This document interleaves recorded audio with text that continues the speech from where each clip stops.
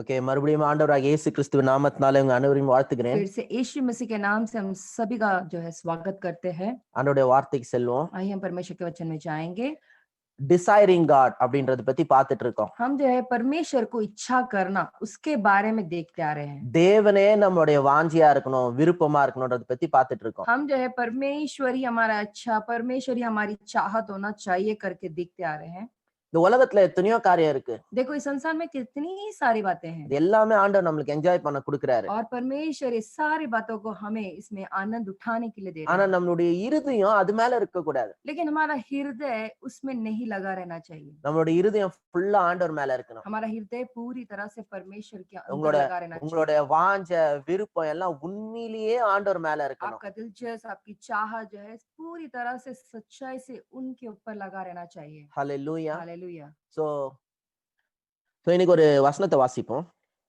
எபேசியர் 5வது அதிகாரம் 15வது வசனத்துல இருந்து. इफिसी की किताब 5वां अध्याय 15 नंबर के वचन से हम देखेंगे। ரொம்ப அழகான வசனம். டைம் கிடைக்கிறப்போ இத படிங்க. देखो ये बड़ा खूबसूरत वचन है, अगर आपको समय मिलेगा तो आप पढ़े। ஆனபடினாலே நீங்கள் ஞானமற்றவர்களைப் போல நடவாமல் ஞானம் உள்ளவர்களாய் போல கவனமாய் நடந்து கொள்ள பார்த்து, इसलिए ध्यान से देखो किसी की कैसी चाल चलते हो, निर्बुद्धियों के समान नहीं पर बुद्धिमानों के समान चलो। திக்கி திணறி தமிழ் படிச்சேன்னா என்ன மன்னிச்சிடுங்க. யாராவது தமிழ்காரர் இருந்தீங்கன்னா. अगर मैं अटक अटक के तमिल में जो मैं पढ़ रहा हूँ, मैं अटक अटक के पढ़ रहा हूँ, तो अगर कोई तमिल वाले सुन रहे हैं तो प्लीज मुझे माफ कर देना। நாட்கள் பொல்லாதவைகளானதால் காலத்தை பிரயோஜனப்படுத்திக் கொள்ளுங்கள். अवसर बहुमूल्य समझो क्योंकि दिन बुरे हैं। ஆகையால் நீங்கள் மதியற்றவர்களாய் இராமல் கர்த்தருடைய சித்தம் என்னதென்று உணர்ந்து கொள்ளுங்கள். इस कारण निर्बुद्धि न हो पर ध्यान से समझो कि प्रभु की इच्छा क्या है। துன்மார்க்கத்திற்கு ஏதுவான மதுபான வெறி கொள்ளாமல் ஆவியினால் நிறைந்து, दाखरस से मत वाले न बनो क्योंकि इससे लुचपन होता है, पर आत्मा से पूर्ण होते जाओ। சோ நம்ம வந்து ஆண்டவரே நம்மளுடைய வாஞ்சியா இருக்கிறத பத்தி போதிச்சுட்டு இருக்கிறோம். तो अभी जो है हम परमेश्वरी हमारी इच्छा है करके उसके बारे में हम सिखाते आ रहे हैं। ஆண்டவரே உங்களுடைய உண்மையான விருப்பமா? क्या परमेश्वर ही आपकी सच्चाई से क्या आपकी इच्छा जो है सच में परमेश्वरी है क्या? நல்லா யோசிக்கணும் இது. अभी इस बात को आपको अच्छे से समझना है, सोचना है। சும்மா நம்ம வந்து பாட்டு பாடலாம். ऐसे ही हम गीत गा सकते हैं, நீங்க தான் என் உயிர். आप ही मेरी जान हो। ஆனா பாத்தீங்கன்னா உண்மையிலேயே அவர் மேல நம்மளுக்கு விருப்பம் இருக்கா? लेकिन देखा जाए तो क्या सच में परमेश्वर हमारी जान है क्या? இல்ல யாராவது பாட்டு நடத்தும் போது இல்ல பாட்டு பாடணும்ன்றதுக்காக பாட்டு பாடுறோமா? या तो फिर जो है कोई तो गीत गा रहे हैं इसलिए हमको भी उनके साथ गाना है, ऐसे हम गा रहे हैं क्या? இல்ல பாட்டு பாடணும்ன்றதுக்காக பாடுறீங்களா? क्या हमको गाना है इसीलिए गा रहे हो இது क्या? நல்ல பாட்டு, एक अच्छा गीत, நல்ல வார்த்தை நல்லா இருக்கு, एक अच्छी उसमें जो बोल है वो बहुत अच्छा है, இந்த மாதிரி பாட்டு பாடி ஆண்டவரை இம்ப்ரெஸ் பண்ணலாம். और ऐसे ऐसे गीत गा के परमेश्वर को हम जो है इम्प्रेस कर सकते हैं। நான் உங்களுக்கு சொல்றேன் பாத்துங்க. देखो मैं कहना चाहता हूँ आपसे, உள்ளத்தின் ஆழத்துல இருந்து நமக்கு உண்மையிலே ஆண்டவரே நம்மளுடைய விருப்பமா மாறணும். हाँ, दिल की गहराई से परमेश्वरी मेरी इच्छा है करके ये जो जान, ये जो दिल है वो बदलना चाहिए, அது ரொம்ப मुख्யம். और ये बहुत महत्वपूर्ण है। ஆண்டவரே உங்க விருப்பமா ஆகணும். परमेश्वर ही आपकी इच्छा होनी चाहिए। இன்னைக்கு வந்து நம்மளுக்கு வந்து ஆண்டவர் நம்ம விருப்பமா கிடையாது. लेकिन आज की तारीख में परमेश्वर हमारी इच्छा नहीं है। நம்மளோட விருப்பம்லாம் வேற எது மேலயோ. हमारी सारी जो इच्छा है कहीं तो किसी और चीजों के ऊपर लगा है, ஆனா ஆண்டவர் நம்மளோட விருப்பம் மாதிரி பேசிக்கிறோம், ஏமாத்திக்கிறோம் और நம்ம. हम अपने आप को ही धोखा दे रहे जैसे कि परमेश्वर ही हमारी इच्छा है करके। ஏன் ஆண்டவரே நம்மளுக்கு விருப்பமா இல்ல? क्यों परमेश्वर ही केवल हमारी इच्छा नहीं है? நம்ம நிறைய மத்த காரியத்துல நம்மள திருப்திப்படுத்த பாத்துக்கிறோம். क्योंकि हम बहुत बार जो है दूसरी चीजों में हम तृप्त करने की कोशिश में रहते हैं, We are drunk in this worldly things. और हम इस संसार की चीजों में मतवाले हो गए हैं, We are eating at the table of this world. और इस संसार के टेबल में हम खा रहे हैं, இந்த உலகத்துல இருக்கிற இந்த உலகத்தின் மேஜையில இருக்கிற பதார்த்தங்களை நாம் சாப்பிட்டு இருக்கிறோம். और इस इस जो संसार का जो टेबल है, टेबल के ऊपर जो पदार्थ है, खाना है, उसे हम खा रहे हैं। அத நம்ம சாப்பிட்டுட்டு இருக்கிறதுனால और ये चीज हम खाने की वजह से ஆண்டவர் மேல நம்மளுக்கு பசி இல்ல. इसके लिए परमेश्वर के बातों में हमें भूख नहीं है। ஆண்டவர் மேல நம்மளுக்கு ஒரு உண்மையான தாகம் और கிடையாது. परमेश्वर के ऊपर हमें वो सच्चाई से वो प्यास नहीं है। உண்மையிலே திருப்திப்படுத்த முடியாத பொருள்னால நம்மள திருப்திப்படுத்திக்க பார்க்கிறோம். और जो चीज जो है हमें तृप्त नहीं कर सकता है, उस बातों के अंदर से हम तृप्त करने की कोशिश में लगे हैं। அ நம்ம பிள்ளைங்க என்ன பண்ணுவாங்கன்னா, देखो हमारे बच्चे क्या करते हैं, ஆ ஒழுங்கா சாப்பாடு சாப்பிட மாட்டாங்க. ठीक तरीके से खाना नहीं खाते हैं। நல்லா நொறு தீனியா சாப்பிடுவாங்க. वो बाहर का जो चबीना होता है वो खाते हैं। சிப்ஸ் பாக்கெட் வாங்கி சாப்பிட்டுன்னு இருப்பாங்க. चिप्स लेकर खाएंगे, பானிபூரி வாங்கி சாப்பிட்டுன்னு இருப்பாங்க. पानी पूरी लेके खाएंगे, ஆனா ஒழுங்கா சாப்பாடு சாப்பிட மாட்டாங்க. लेकिन ठीक तरीके से घर का खाना नहीं खाते। அ ஒழுங்கா சாப்பாடு சாப்பிடாதனால, अभी ठीक तरीके से घर में खाना नहीं खाने की वजह से அவங்க கண்ட நொறு தீனி சாப்பிடுறதுனால பசி எடுக்க तो மாட்டேங்குது. ऐसे फालतू जो है बाहर का चबीना खाने की वजह से उसको भूख नहीं लगता है। ஆனா அந்த நொறு தீனி சாப்பிட்டு அவங்க ஸ்ட்ராங் ஆக முடியாது. लेकिन वो जो बाहर का खाने से वो लोग जो है स्ट्रांग नहीं होंगे। நொறு தீனி வந்து அவங்கள சாட்டிஸ்ஃபையும் பண்ணாது. और जो है बाहर का जो चीज होता है चबीना वो उन्हें तृप्त नहीं करेगा அது அவங்களுக்கு அவ்வளவு ஹெல்த்தியும் கிடையாது. और वो उनके लिए सेहतमंद भी नहीं रहता ஆனா है। அவங்க நொறு தீனி தான் சாப்பிடுவாங்க. लेकिन फिर भी वो बाहर का चबीना ही खाते हैं। அது போல இந்த உலகத்தின் பொருளை நம்ம வந்து உலகத்துல இருக்கிற காரியத்துல சாப்பிட்டுக்கிட்டு இருக்கோம். तो उसी तरह हम इस संसार में जो चीज है उसे हम खा रहे हैं और उसपे तृप्त करने की அதனால कोशिश। ஆண்டவர் மேல உண்மையான ஒரு வாஞ்சை இல்ல. इसीलिए परमेश्वर के ऊपर वो सच्चाई से वो चाहत नहीं है। ஆண்டவர் மேல உண்மையான ஒரு தாகம் கிடையாது. वो जो परमेश्वर के ऊपर वो प्यास नहीं है। தாகம் இருக்கிற மாதிரி காமிச்சிக்கிறோம். हम ऐसा दिखाते हैं कि हम उनके ऊपर जो है प्यासे हैं करके। நான் சொல்றேன் பாருங்க, கிறிஸ்டிய நாட்கள் மாதிரி நடிகை யாராலும் முடியாது. देखो मैं कहना चाहता हूँ 80 लोगों के जैसा कोई भी नाटकबाज कोई हो ही नहीं सकता। அதுவும் சண்டே பாருங்களேன், அப்படியே பயங்கரமான பரிசுத்தவனா और இருப்பாங்க. रविवार को अगर आप देखोगे ना तो बहुत जबरदस्त वो पवित्र है जैसे दिखाएंगे। அப்படியே ஒண்ணுமே தெரியாத வெள்ளை புறா மாதிரி இன்னசென்ட்டா இருப்பாங்க. और जैसे कि उन्हें कुछ भी नहीं मालूम है, जैसे कि सफेद बगला होता है उसके जैसा अपने आप को दर्शाते हैं। அந்த சண்டே சர்ச் முடிச்சிட்டு வீட்டுக்கு வர வரைக்கும் தான். वो कलीसिया जो संडे का कलीसिया खत्म होने के बाद घर में आने तक ही। அதுக்கப்புறமா அவங்களுக்கும் கடவுளுக்கும் சம்பந்தமே இல்லாத மாதிரி தான் और பேசுவாங்க, வாழ்வாங்க. उसके बाद में परमेश्वर में और उनमें कोई संबंध ही नहीं हो, जैसा वो वैसा बोलेंगे और वैसा ही वो जीते हैं। அப்படி கிடையாது. இந்த நாட்கள்ல ஆண்டவர் நம்மள வந்து ஒரு உண்மையான வாழ்க்கைக்கு அழைக்கிறாரு. देखो आज के दिनों में, आज की तारीख में परमेश्वर जो है असली जीवन जीने के बारे में कह रहे हैं। ஆண்டவர் மேலேயே வாஞ்சியா இருந்து உண்மையா வாஞ்சியா இருந்த வாழ்க்கைக்காக और அழைக்கிறார். परमेश्वर के ऊपर इच्छा करके और सच में परमेश्वर के ऊपर ही चाहत रख के चलने के लिए परमेश्वर पुकार रहे हैं। சிலருக்குலாம் வந்து பாத்தீங்கன்னா உலக பிரகாரமான காரியத்து மேல அவ்வளவு ஆசை. कुछ लोगों को देखा जाए तो संसार की चीजों में बहुत इच्छा, ஆனா அப்படியே அதெல்லாம் ஒதுக்கி வச்சுட்டு அப்படியே ஆண்டவர் மேலதான் ரொம்ப பிரிய மாதிரி காமிச்சுக்குவாங்க. जैसे वो ऐसा दिखाते जैसे कि इस सारी चीजों को मैं ढकल देता हूँ और परमेश्वर ही मेरा इच्छा है करके दिखाते हैं। வெளியில அப்படியே இந்த உலக பிரகாரமான காரியங்கள்லாம் வெறுக்கிற மாதிரி காமிச்சுக்குவாங்க. और बाहर ऐसा दिखाते हैं कि संसार के चीजों से हमको इच्छा नहीं है करके दिखाते हैं। ஆனா உள்ள பாத்தீங்கன்னா உலக பிரகாரமான காரியத்து மேலதான் ஆசையில நிறைஞ்சிருப்பாங்க. लेकिन अंदर अगर देखा जाए तो संसार की इच्छाओं में ही जी रहे, इतनी आस को भरे रखे हैं। எனக்கு நல்லா ஞாபகம் இருக்கு. देखो मुझे अच्छी तरह से याद है, ரொம்ப வருஷத்துக்கு முன்னாடி बहुत साल पहले நான் வந்து மேபி ஒரு 9th ஸ்டாண்டர்ட் படிப்பேன்னு நினைக்கிறேன். मुझे ऐसा लगता है शायद मैं 9वीं कक्षा में था। நாங்க ஒரு பாஸ்டர் வீட்ல தங்கி இருந்தோம். हम एक पास्टर के घर में ठहरे हुए थे ஸோ நாங்க வந்து டிவி பார்த்துட்டு நானு அப்புறம் இன்னும் 2-3 பேர் இருந்தாங்க. और 2-3 लोग और मैं भी उसमें जो है टीवी देख रहे थे। ஸ்டார் மூவிஸ்ல ஒரு படம் போயிட்டு இருந்துச்சு. स्टार मूवीज में एक पिक्चर चल रहा था திடீர்னு அந்த பாஸ்டர் அந்த ரூமுக்கு வந்துட்டாரு. और अचानक एक पास्टर जो है वो घर के अंदर आ गए அவ்வளவுதான், வந்தவொடனே சரியான திட்டு. और जैसे वो घर के अंदर प्रवेश किया और बहुत जबरदस्त हमें वो डांटने लगे। எல்லாம் பிசாசின் காரியத்துல பார்த்துன்னு இருக்கீங்க, ஆண்டவரோட காரியத்துல இது இல்ல அது இல்ல அப்படின்ட்டு. ये सब जो है शैतान की बातों को ही देखते रहते हो, परमेश्वर के कार्य में तुम्हें कोई इच्छा नहीं, ये नहीं है वो नहीं करके वो डांट रहे थे। அவர் திட்டின உடனே பயந்து நாங்க டிவி ஆஃப் பண்ணிட்டோம். और जैसे वो डांट रहे थे तो हम डर के मारे टीवी ऑफ कर दिए। அப்புறம் கொஞ்ச நேரம் கழிச்சு அவங்க ஒய்ஃப் என் கையில டீ கொடுத்து அவர் கையில போய் குடுன்னு சொன்னாங்க. फिर थोड़े क्षण के बाद में उनकी पत्नी जो है उन्होंने मुझे मेरे हाथ में चाय दी और उन्होंने कहा कि पास्टर को जाके दो। நான் ஒரு ரூமுக்கு போயிட்டேன் பாருங்க. और मैं उनके रूम में चला गया। பார்த்தா அவரு ஸ்டார் மூவி பார்த்துன்னு இருக்கிறாரு.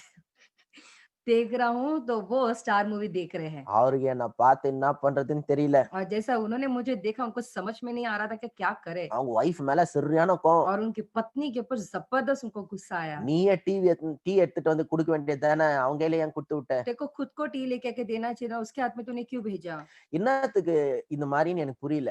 अब क्यों ये सब ऐसा कर रहे हैं मुझे समझ में नहीं आता। எதுக்கு நம்மளுக்கு இந்த மாரி ஒரு நடிப்பு? क्यों ऐसा हमारे लिए जो हमको वो सब नाटक चाहिए। நார்மலா நம்ம இருக்கிறத நான் என்ன கத்துக்கினேன் இந்த 4 வருஷத்துலனா, முதல்ல நம்ம வந்து ஹானஸ்ட்டா இருக்கணும்.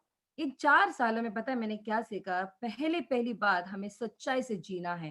பில்டப் குடுக்கவே தேவையில்ல. आपको बड़ा-चढ़ा करके करने की ज़रूरत नहीं है। சூப்பர்மேன் மாரி நீங்க இருக்கணும்னு அவசியம் இல்ல. सुपरमैन की तरह रहने की आपको ज़रूरत नहीं है। பாஸ்டர் கூட நார்மலா ஆள் மாரியே இருக்கலாம். पास्टर भी एक साधारण सामान्य इंसान की तरह रह सकते हैं। ஜனங்க முன்னாடி பெரிய தேவதூதன் மாரி காமிச்சேன்னு அவசியம் இல்ல. लोगों के सामने एक बड़ा ही स्वर्गदूत की तरह दिखाने की ज़रूरत नहीं है। உண்மையா உங்க ஸ்ட்ரगल्स சொல்லக்கூடிய உண்மையான ஆளா இருக்கணும். आप जो भी संघर्ष है आपको आराम से बाहर कहने के लिए जो है वो सच्चाई आप में होनी चाहिए। நீங்க நீங்களா இருக்கணும். அத பார்த்து ஆட்கள் ஏற்றுக்கொள்ளக்கூடிய ஆட்கள் உங்களுக்கு இருந்தா போதும். आपको आप बनकर ही रहना चाहिए। आप जैसे हो वैसे ही लोग आपको स्वीकार करें, वैसे इंसान आपको होना चाहिए। வேஷம் போட்டு ஒண்ணும் நம்ம செய்ய போறது கிடையாது. जो है नाटक करके ये सब हम कुछ नहीं करने वाले இது हैं। ஏன் நான் உங்களுக்கு अब சொல்றேன்னா, मैं क्यों ये सब कह रहा हूँ? அப்படியே கடவுளுக்கு மேல ஒரு பெரிய பக்தி வைராக்கியம் மாரி காமிச்சிக்கிறது. ऐसे दिखाते हैं जैसे कि परमेश्वर के ऊपर बहुत भक्तिवान है करके। ஆனா பாத்தீங்கன்னா உள்ள ஃபுல்லா உலக பிரகாரமான காரியத்து மேல ஆசை. लेकिन अंदर देखा जाए तो पूरी तरह से संसार की इच्छाओं से भरा है।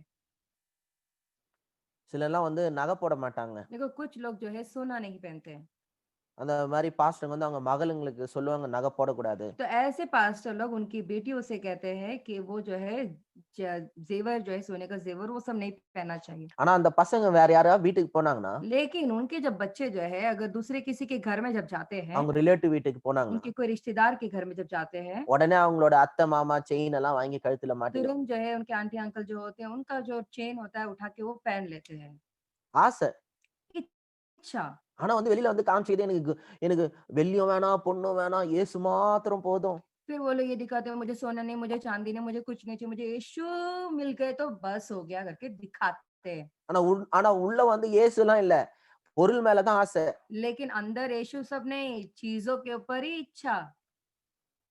எத்தனை வீட்ல சண்டை நடக்குது. कितने लोगों के घर में झगड़ा होता है। அவங்கலாம் கார் வாங்கிட்டாங்க, அவங்கலாம் வீடு வாங்கிட்டாங்க, அவங்க இத்த வாங்கிட்டாங்க, அவங்க அத்தை வாங்கிட்டாங்க. நீ என்ன பண்ண? वो लोग सब कार ले ली, उन्होंने घर ले ली, उन्होंने ये लिया, उन्होंने वो लिया, तुमने क्या लिया? பொருளுக்காக வீட்ல எவ்வளவு சண்டை நடக்குது. चीजों के वजह से घर में कितना झगड़ा होता है। எத்தனையோ கணவன் மனைவிக்கு வீட்ல இடையில சண்டை வரதுக்கு காரணம் வந்து பொருள் விஷயத்துல. कितने सारे लोगों के घर में पति पत्नियों के बीच में झगड़ा आने का वजह पता है क्या? वो चीजों की वजह से।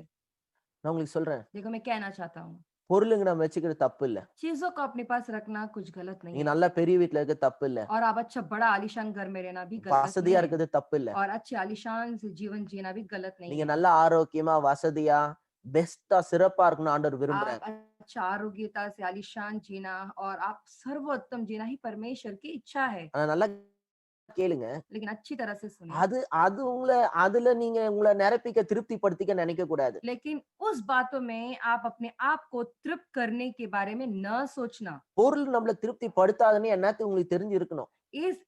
ये समय तक आपको समझ में आ जाना चाहिए था कि अब ये जो चीज है आपको तृप्त नहीं कर करके। பொருள் உங்களை ஏற்கனவே திருப்திப்படுத்தணும். நம்ம ஏன் இன்னும் பொருள் வாங்கிட்டே अगर இருக்கோம்? चीज हमें तृप्त कर देता है तो हम क्यों वो चीजों को या दूसरे कोई चीजों को हम बार बार खरीदते क्यों रहते हैं? நம்மளோட Dress நம்மள திருப்திப்படுத்தல. हमारा कपड़ा हमें तृप्त नहीं करता। சந்தோஷமா வாங்கிக்கிறோம். खुशी से ले लेते हैं ஆனா திருப்பியும் இன்னொன்னு வாங்குவோம். लेकिन वापस ही जाके एक और लेते ஏன்னா हैं। ஏற்கனவே வாங்குனது நம்மள என்ன பண்ணல? திருப்திப்படுத்தல. क्योंकि जब पहले से हमने खरीदा वो क्या हुआ? वो तृप्ति नहीं किया। ஒரு கார் வாங்குவோம். एक कार लिए, ஒரு 4, 5 வருஷம் வச்சுக்குவோம். एक 4-5 साल रखेंगे, அதுக்கப்புறம் நம்மளுக்கு இன்னொரு மாடல் வாங்கணும். फिर उसके बाद में एक दूसरा कोई और मॉडल लेना है। ஏன் பொருளா வாங்கிட்டே இருக்கணும். ऐसे ही मन रहता है कि चीजों को ही खरीदते रहे। இன்னும் வேணும், இன்னும் வேணும். और चाहिए और चाहिए। ஆனா நான் சொல்றேன் என்னத்துக்கு உங்களுக்கு தெரியும் எந்த பொருளும் நம்மள திருப்திப்படுத்தவே முடியாது. अभी तक आपको समझ में आ जाना चाहिए कि कोई भी चीज हमें तृप्त नहीं कर सकता है। நிரந்தரமான ஒரு சந்தோஷம் வந்து பாத்தீங்கன்னா எந்த பொருளையும் கிடையாது. देखो हमेशा का जो खुशी कोई चीजों में नहीं बसा है। நிரந்தரமான ஒரு சந்தோஷம் ஆண்டவருக்குள்ளதான் இருக்கு. और हमेशा जो खुशी है वो परमेश्वर के अंदर ही बसा है। உண்மையான சந்தோஷம், हकीकत वाला जो है खुशी உண்மையான என்ஜாய்மெண்ட். और बहुत सच्चाई वाला जो है आनंद, உண்மையான பிளஷர் ஆண்டவருக்குள்ளதான் இருக்கு. एक जो है सच्चाई वाला सुख भोग वो परमेश्वर के अंदर ही है। பாருங்க, நம்ம ஒரு எபேசியர்ல ஒரு வசனம் வாசித்தோம். देखो हमने इफिसी की किताब में एक वचन हमने पढ़ा பவுல் था। என்ன சொல்றாரு? पौलुस क्या कह रहे हैं? பெரிய குடிகாரனா இருக்காதீங்க. बहुत बड़ा जो है मतवाले ना बने, ஆனா ஆண்டவரோட பரிசுத்த ஆவியில நிரம்பி இருங்க. लेकिन जो है परमेश्वर के आत्मा से परिपूर्ण होते रहो। குடிச்சு போதையில நிரம்பி இருக்கிறதுக்கு பதிலா पी कर जो है मतवाले होने के बजाय ஆண்டவர் ஆவியில பரிசுத்த ஆவியில நீங்க நிரம்பி இருங்க. आप जो है पवित्र आत्मा में मतवाले बने रहो करके लिखा அது गया है। எப்படின்னா, சாராயம் குடிச்சு சாராயத்துல நிரம்பி இருக்கிறது போல பரிசுத்த ஆவியானவர் குடிச்சு பரிசுத்த ஆவியில நிரம்பி देखो இருக்கும்படியா शराब பவுல் சொல்றாரு. शराब से भरकर जो है आप मतवाले हो जाते हैं, उसके बजाय जो है आप पवित्र आत्मा के अंदर जो है आप मतवाले बनो करके पौलुस कह रहे हैं। இங்க நான் உங்களுக்கு ஒரு காரியம் சொல்றேன். देखो यहाँ पे मैं एक बात बताता हूँ आपको, இது வந்து இந்த வசனத்துல வந்து என்ன சொல்லியிருக்குன்னு பாத்தீங்கன்னா, इस वचन में क्या कह रहा है। குடிகாரன் ஆகாதீங்கன்றது பத்தி தான் போட்டிருக்கு. यहाँ पे जो है शराबी न बनो करके ही लिखा गया है, மெயின் उसके வந்து बारे में लिखा गया है। மெயின் வந்து பிரச்சனை வந்து விஸ்கி பிராந்தியோ இதெல்லாம் கிடையாது. देखो मुख ब्रांदी करके नहीं है। மெயின் பிரச்சனை நம்மளுக்குள்ள செல்ஃப் கண்ட்ரோல் இல்ல. पहली बात समस्या यहाँ है कि हम अपने आप में स्वयं यानी सेल्फ कंट्रोल नहीं है। Fruit of the spirit self control வந்து இச்சை அடக்கன்றது வந்து ஆவியின் கனி அது. देखो फ्रूट ऑफ द स्पिरिट यानी कि जो है अपने आप को स्वयं का नियंत्रण करो, ये एक जो है एक फ्रूट ऑफ द स्पिरिट है। ஆனா நீங்க வந்து செல்ஃப் கண்ட்ரோலை பத்தி என்னைக்கா கேட்டிருக்கீங்களா? लेकिन क्या आपने सेल्फ कंट्रोल के बारे में कभी भी सुना है क्या? அது அதிகமா எம்பசைஸ் பண்ண மாட்டாங்க. और उस पे ज्यादा दबाव नहीं देते ये लोग। எல்லாத்துலயுமே செல்ஃப் கண்ட்ரோல் எக்ஸர்சைஸ் பண்ணணும். देखो हर एक बातों में जो है सेल्फ कंट्रोल हमें जो है उसमें कार्य करना है। எந்த பைபிள்ல குடிகாரன் ஆகாதீங்கன்னு போட்டிருக்குதோ जिस बाइबल में आप पियक्कड़ न बनो करके लिखा गया है, அதே பைபிள்ல பெருந்தினி ஆகாதனும் போட்டிருக்குது. उसी बाइबल में आप जो है जबरदस्त खाने वाला जो है बुकड़रा मत बनो करके लिखा गया है। குடிக்காரனா குடிக்க கூடாதுன்றதுல அவ்வளவு ஸ்ட்ராங்கா இருக்கிற ஆட்கள் देखो पीना नहीं चाहिए करके इस बातों में जो मजबूत यानी कि स्ट्रांग है ऐसे लोग, சாப்பாட்டுல வந்து பயங்கர வீக். लेकिन खाने में बहुत कमजोर। 75 முறை பைபிள்ல குடிக்கிறத பத்தி போட்டிருந்தா 75 दफा वहां पे जो है पियक्कड़ के बारे में लिखा गया है बाइबल में। 43 டைம்ஸ் வந்து ग्लटनी பெருந்தினியை பத்தி போட்டிருக்கு. और यहाँ पे 43 टाइम जो है यानी कि जो है बुकड़ के बारे में लिखा गया है। நீதிமொழிகளை போட்டிருக்கு, நீ பெருந்தினினா தண்டையில கத்திய வெயின்னு போட்டிருக்கு. नीति वचन में लिखा गया अगर तुम बुकड़ हो तो तुम अपने गले में छुरी रखो करके। பிலிகிராம் ஒரு புக்கை எழுதியிருக்காரு, बिलीग्राम ने एक किताब लिखा है 7 deadliest sin ன்ட்டு. 7 deadliest sin करके। அதுல வந்து ஒரு சின் வந்து முக்கியமான சின் வந்து என்னன்னா பெருந்தினி. उसमें सबसे एक मुख्य जो है एक पाप वो है बुकड़। போட்டு செமையா சாப்பிடுன்னு சாப்பிடுறது. दाल के जो है जबरदस्त खाते ही रहते हैं। நான் சில நேரத்துல சொல்லுவேன், देखो कभी कभी मैं कहता हूँ ஆஹ் என்னைக்காவது நான் நிறைய சாப்பிட்டுட்டேன்னா எனக்கு கொஞ்சம் கில்ட்டியா ஃபீல் ஆகும்ட்டு. जिस दिन मैं बहुत ज्यादा खा लेता तो मुझे बहुत दोषी भावना महसूस होती ஆனா है। நிறைய பேருக்கு புரியாது. लेकिन बहुत सारे लोगों की बात समझ में ही नहीं இவன் आती। என்ன லூஸ் ஆயவன், சாப்பாடு சாப்பிட்டதுக்கு போய் கில்ட்டியா ஃபீல் क्या ये பண்றான். पागल है क्या खाना खाने के लिए बहुत बड़ा जो है दोष भावना महसूस कर रहा है ये? ஆனா ஏன் எனக்கு அப்படி கில்ட்டியா ஃபீல் ஆகுது? अभी क्यों मुझे इतना दोष भावना महसूस होता है? ஏன்னா அதிகமா சாப்பிடுறது பெருந்தீனின்றது ஒரு பாவம். देखो जो है ज्यादा खाना एक बुकड़ है यानी एक पाप है करके। இந்த சமீப நாட்கள்ல இந்தியால சாப்பாடை பத்தி என்ன தவிர வேற யாரும் அவ்வளவு ஜாஸ்தியா பேசியிருக்க इन மாட்டாங்க. हाल ही दिनों में जो है खाने के बारे में मुझसे ज्यादा शायद भारत में कोई ज्यादा बोले नहीं होंगे, सिखाए नहीं होंगे। சாப்பாடுல செல்ஃப் கண்ட்ரோல் கிடையாது. देखो जो है खाने के ऊपर जो है सेल्फ कंट्रोल नहीं है। சுகர் இருக்கும் அவங்களுக்கு. उनको जो है शक्कर की बीमारी होती है, ஸ்வீட் எடுத்துட்டு போய் கொடுத்தீங்கன்னா முதல் கை அவங்க கை தான் வரும். तो अगर आप उनके सामने मिठाई लेकर जाके दोगे तो पहला हाथ जिसको बीमार है वही उठा के पहला खाएगा। ஸ்வீட்டாப்பா, ஐயோ ஏற்கனவே சுகர் ஏறி இருக்குது, சாப்பிடக்கூடாது, சரி கொஞ்சம் கொடு அப்படின்னு வந்து எடுத்துக்குவாங்க. ओ मिठाई क्या बाबा, देखो मुझे खा तो नहीं सकता हूँ लेकिन जो है ठीक है फिर भी थोड़ा दे दो मैं ले लेता हूँ बोल के खाते हैं। சரி ஜெபம் பண்ணிட்டு சாப்பிட்டுக்கலாம். ठीक है प्रार्थना करके खा लेते हैं। சாப்பிடக்கூடாதுன்னு ஜெபம் பண்ணுங்க.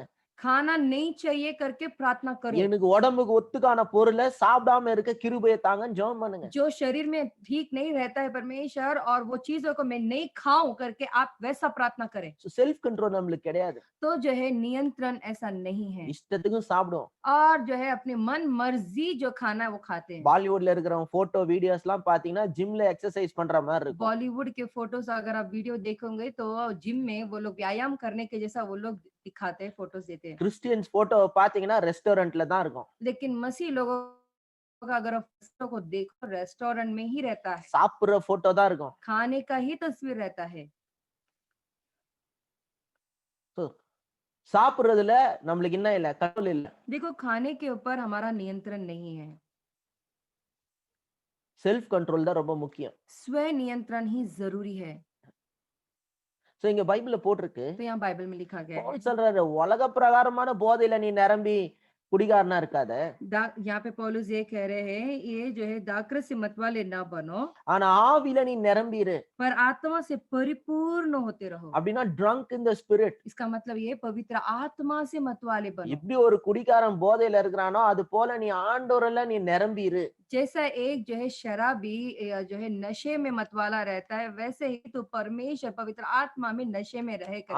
ஆண்டோட அன்பை நீ குடி. और परमेश्वर के प्रेम को तू पी ஆண்டோட அன்புல நிரம்பு. और परमेश्वर के प्रेम में तू भर ஆவியான பரிசுத்தாவில நீ நிரம்பு. और पवित्र आत्मा में तू भर பரிசுத்தாவில நிரம்பி நீ காணப்படு. और परमेश्वर आत्मा से तू भरा जैसा तू दिखा। இன்னும் பரிசுத்தாவில நிரம்பத்துக்கு ஒரு வழி என்ன தெரியுமா? देखो पवित्र आत्मा में भरने का पता है एक रास्ता और क्या है, நன்றி உள்ள இருதயத்தோட இருக்கணும். और जो है धन्यवादित हृदय में आपको रहना है, ஹார்ட் ஃபுல் ஆஃப் கிராட்டிட்யூட். और जो है धन्यवादित हृदय ஃபுல்லா ஆண்டவருக்கு நன்றி செலுத்துறது. और लगातार परमेश्वर को धन्यवाद देते சந்தோஷமா இருக்கிறது. खुशी से रहना, இருக்கிற உதவிகளுக்காக சந்தோஷப்படணும். जो चीज मिला है उसके लिए आपको धन्यवादित இது देना வரைக்கும் है। ஆண்டவர் உங்களுக்கு என்ன காரியத்துல நன்மை செஞ்சீங்க அதுக்காக जो சந்தோஷப்படணும். जो अभी तक परमेश्वर ने आपके लिए भलाई की उस बातों को बोल बोल के आपको धन्यवाद நீங்க करना है, ஆண்டவருக்கு தேங்க்ஸ் பண்ணணும். और परमेश्वर को आपको धन्यवाद देना ஆண்டவரை है, பிரைஸ் பண்ணணும். परमेश्वर को आपको स्तुति करना है। நான் சொல்றது புரியுதா? जो आप मैं कह रहा हूँ आपको समझ में எவ்வளவுக்கு आ रहा है? எவ்வளவுக்கு நீங்க சந்தோஷமா இருக்கீங்க, जितने हद तक आप खुशी से रहोगे அவ்வளவுக்கு எவ்வளவுக்கு நீங்க ஆவியில நிரம்பி இருப்பீங்க.